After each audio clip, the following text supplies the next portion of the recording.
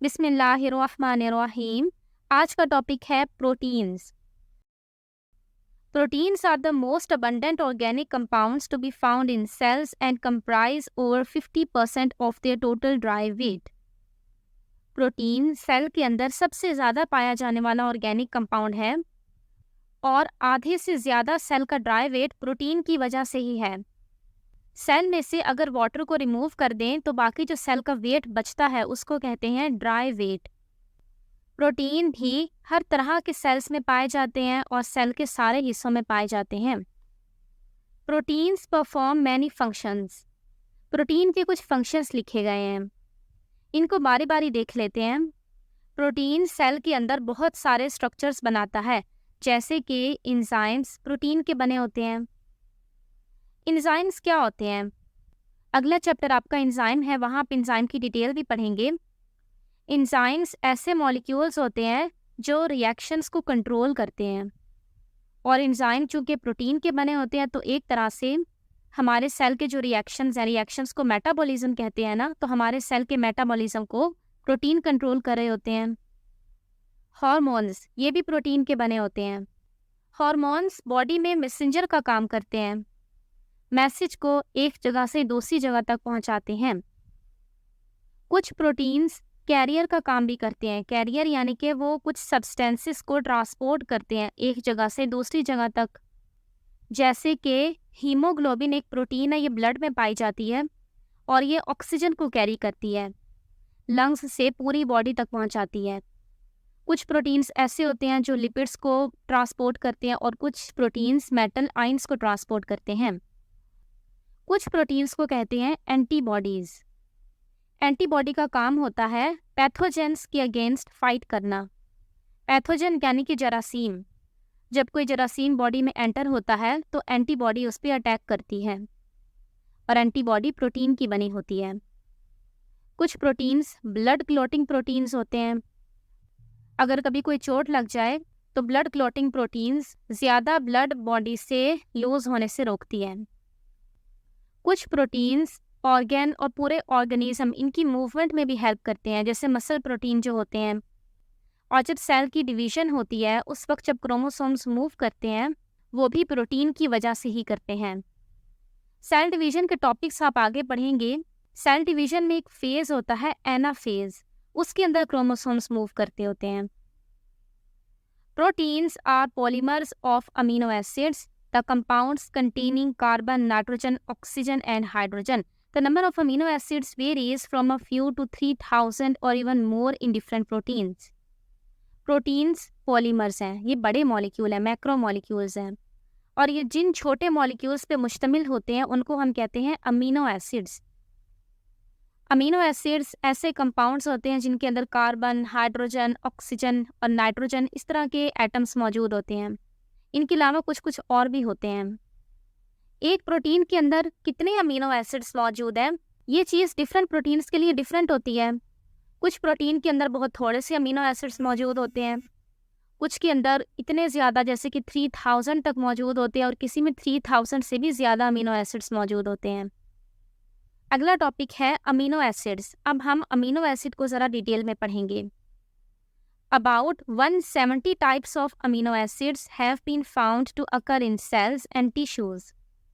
Amino acids total 170 type के पाए जाते हैं सेल के अंदर, लेकिन उनमें से सिर्फ 25, और बल्कि उन 25 में से भी सिर्फ 20 अमीनो एसिड्स ऐसे हैं जो प्रोटीन में इस्तेमाल होते हैं। जो बाकी अमीनो एसिड्स बच गए हैं ना 170 में से, वो प्रोटीन बनाने में इस्तेमाल नहीं होते। अमीनो एसिड्स सिर्फ 20 हैं, जबकि प्रोटीन 10,000 तरह के पाए जाते हैं।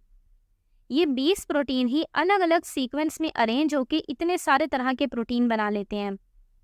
जैसे आप देखें, इंग्लिश के अंदर लेटर्स सिर्फ 26 हैं, और यही 26 लेटर मिल के इंग्लिश के इतने सारे वर्ड्स बनाते हैं कि कह लें वर्ड्स तो अनलिमिटेड हैं, इतने हमको गिन भी नहीं सकते। इस पिक्चर में देखें, यहाँ से अमीनो एसिड का स्ट्रक्चर समझते हैं। अमीनो एसिड के अंदर एक कार्बन होती है जिसको हम कहते हैं अल्फा कार्बन। इस अल्फा कार्बन के एक साइड पे कार्बोक्सिल ग्रुप अटैच होता है, कार्बोक्सिल ग्रुप होता है COOH। और अल्फा कार्बन के दूसरे साइड पे अटैच होता है अमीनो ग्रुप होता है NH2। NH2 में से कार्बन N के साथ अटैच होती है। उसके अलावा इस अल्फा कार्बन में एक हाइड्रोजन का एटम भी अटैच होता है जो नीचे की साइड पे है, और एक होता है R ग्रुप। हर अमीनो एसिड के अंदर R के अलावा बाकी सारा स्ट्रक्चर सेम होता है, सिर्फ ये R चेंज होता है, इसलिए अमीनो एसिड्स चेंज हो जाते हैं। अगर इस R की जगह हाइड्रोजन का एटम हो तो ये अमीनो एसिड बन जाता है ग्लाइसिन। अगर इस R की जगह हो CH3 तो इस अमीनो एसिड को कहते हैं एलानीन। इसी तरह से R की जगह और तरह के ग्रुप्स आते जाएंगे और अलग अलग तरह के अमीनो एसिड्स बनते जाएंगे। एक अमीनो एसिड के अंदर एसिडिक और बेसिक दो ग्रुप्स होते हैं। कार्बोक्सिल ग्रुप होता है एसिडिक और अमीनो ग्रुप होता है बेसिक। जब अमीनो एसिड्स आपस में अटैच होते हैं तो इनके दरमियान जो बॉन्ड बनता है उसको कहते हैं पेप्टाइड बॉन्ड या फिर पेप्टाइड लिंकेज। नेक्स्ट पेज पे जो पिक्चर मौजूद है इसको देखें, इसके अंदर पेप्टाइड लिंकेज के मुतालिक बताया गया है। मेरे पास यहाँ पे दो अमीनो एसिड्स हैं, ये एक है ग्लाइसिन और एक है एलानीन। इनके स्ट्रक्चर को देख लें, ये है अल्फा कार्बन, ये एक साइड पे NH2 यानी अमीनो ग्रुप अटैच है और एक साइड पे COOH अटैच है। जब इनके दरमियान बॉन्ड बनेगा तो एक अमीनो एसिड का कार्बोक्सिल ग्रुप OH देगा और एक अमीनो एसिड का अमीनो ग्रुप H देगा, और ये H और OH ये दोनों मिलके बना लेंगे वाटर, ये रिलीज हो जाएगा और इन दोनों अमीनो एसिड्स के दरमियान पेप्टाइड बॉन्ड बन जाएगा और इस कार्बन और नाइट्रोजन इन दोनों के दरमियान बॉन्ड बन जाएगा, जैसे कि इस पिक्चर में भी आप देख सकते हैं। पेप्टाइड बॉन्ड के अंदर कार्बन और नाइट्रोजन के दरमियान बॉन्ड मौजूद होता है।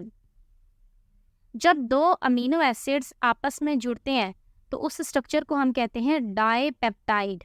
अगर 3 अमीनो एसिड्स आपस में जुड़ेंगे तो उसको कहते हैं ट्राईपेप्टाइड, 4 जुड़ेंगे टेट्रापेप्टाइड, और अगर बहुत सारे अमीनो एसिड्स जुड़े हुए हैं तो उसको कहते हैं पॉलीपेप्टाइड।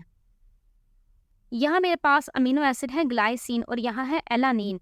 जब ग्लाइसिन और एलानीन ये दोनों अमीनो एसिड्स अटैच होते हैं तो उससे जो डाईपेप्टाइड बनता है उसका नाम है ग्लाइसिल एलानीन। डाईपेप्टाइड के अंदर भी एक एंड पे कार्बोक्सिल ग्रुप होता है और एक एंड पे अमीनो ग्रुप होता है।